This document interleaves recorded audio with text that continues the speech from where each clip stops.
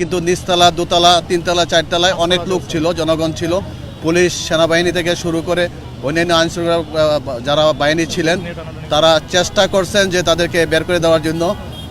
তারা বের হতে ছিলেন না, আমাদের একটু ব্যাক পেতে হচ্ছিল এবং আমাদের হুজগুলো নিয়ে টানাটানিও হচ্ছিল, এদিকে আসেন ওইদিকে আসেন। কিন্তু আমরা যদি যথাসময়ে যথাভাবে যদি সঠিক নিয়মে যদি হুজগুলো না টানতে পারি তাহলে সঠিক টাইমে কিন্তু আগুনটা নির্বাপন করতে পারবো না।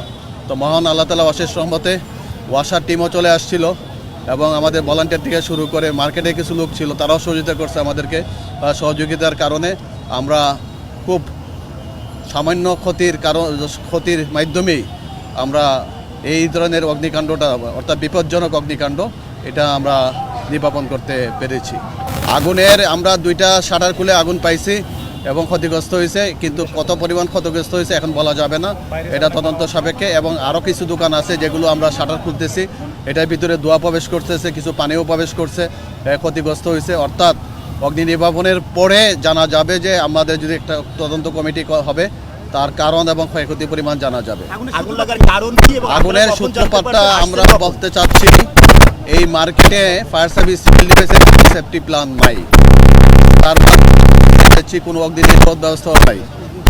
এবারেই কিন্তু এই বিল্ডিংটাকে আমরা একবার ঝুঁকিপূর্ণ ভবন হিসাবে চিহ্নিত করেছিলাম। তো আর বিশেষ করে তার যে আপনারা দেখতে পাবেন একটু ঘুরলে পরে, তার যে ইলেকট্রিক যে তারগুলো আছে এগুলো খোলা অবস্থায়, এলোমেলো অবস্থায় আছে, যেটা একটা মার্কেটের হাজার হাজার কোটি টাকার একটা মার্কেট, সেই মার্কেটে কোনো অবস্থাতেই এলোমেলোভাবে তারগুলো রাখা সম্ভব না।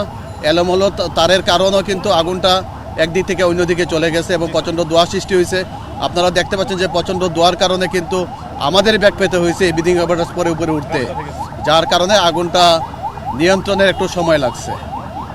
আমরা 3-4 বছর আগে আমরা এটাকে ঝুঁকিপূর্ণ লাগাইছিলাম, আমরা রাজধানীতে বিভিন্ন বিল্ডিংয়ে অগ্নিকাণ্ডে ঝুঁকিপূর্ণ ভবন লাগাইছিলাম। 2টা দোকান শুধু ক্ষতিগ্রস্ত হয়েছে, কিন্তু তারপরও আরও অনেক দোকান ক্ষতিগ্রস্ত হইতে পারে না। অগ্নি নির্বাপনের কোনো ব্যবস্থা ছিল না, কয়েকটা ফায়ার এক্সটিংগুইশার ছিল, কিন্তু অগ্নি নির্বাপনের সিঁড়ি ছিল, তার অনেকগুলো সিঁড়ি ছিল, কিন্তু সামান্য কিছু এক্সটিংগুইশার ছিল, কিন্তু আরও যে অগ্নি নির্বাপন ব্যবস্থাটি থাকা দরকার সে ধরনের কোনো ব্যবস্থা ছিল না। কোনো হতাহতের ঘটনা নাই, আহত নিহত নাই। যেহেতু আগুনটা ছিল 5 তলায় এবং 5 তলায় প্রত্যেকটা গুদাম ছিল, দোকানের গুদাম ছিল, এটা মার্কেটের গুদাম হিসেবে ব্যবহার করা হতো, যার কারণে সবগুলো গুদামের শাটারগুলো কিন্তু লাগানো ছিল এবং করিডোরও কিন্তু কিছু মালামাল ছিল।